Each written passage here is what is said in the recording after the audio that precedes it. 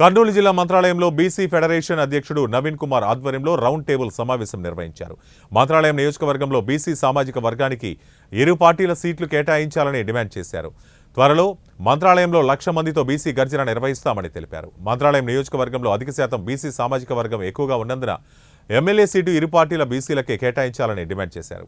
మన బాలనాగిరెడ్డి 3 సార్లు ఎమ్మెల్యేగా గెలిచినా కూడా ఏం పని చేయలేదు. కొత్తలో కానీ మన మంత్రాలయం నియోజకవర్గంలో ఎక్కడ డెవలప్ చేయలేదు. ఒక్కసారి మనం తిక్కారెడ్డికి అవకాశం ఇస్తాం. గవర్నమెంట్ వచ్చిన తర్వాత మీకు ఏమేమి అనేది మేము ఇప్పుడు చెప్తాము. మొత్తం మీరు కుటుంబ సభ్యులు 5 మంది అమ్మ, ఒక రైతు, తర్వాత ఒక ఆడబిడ్డ నిధికి వచ్చేసి 18 సంవత్సరాలు దాటిన వాళ్ళకి నెలకి 15 రూపాయలు పింఛన్ చేస్తాము.